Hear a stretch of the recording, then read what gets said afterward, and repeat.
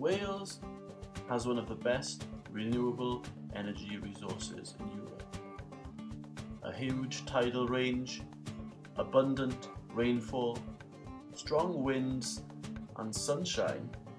Did you know that Cardiff has 60% of the solar resource of Madrid? With all these resources, we could be one of Europe's greenest energy producers. So why aren't we?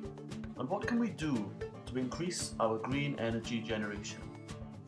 Meet the energy park. One of the biggest challenges for renewable energy is getting the energy from where it's produced to where it's used. Our grid is old and needs modernising. It'll take a long time to improve our grid across Wales.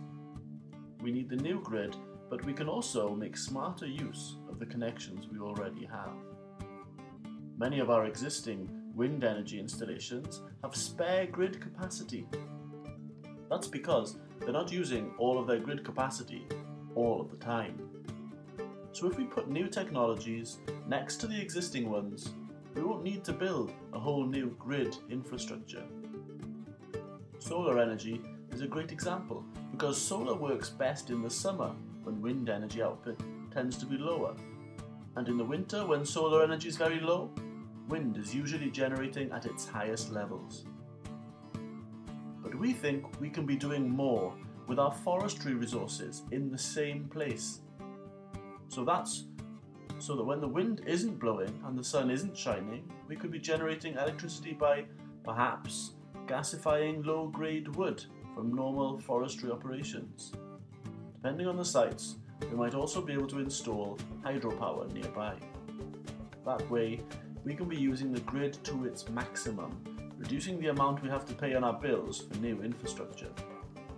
Putting all these different renewable energy sources in the same place would create energy parks, which might become visitor attractions in their own right.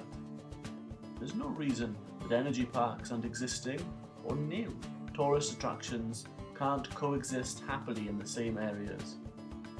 Energy parks would be good news for local jobs too. Renewable energy projects employ plenty of people, so more money would end up in the local economy, which is great for our small rural businesses and for the services that keep rural communities alive. Services like the local community hall, the post office, the shop and the pub. Energy parks won't be the whole answer to where we get our energy in the future.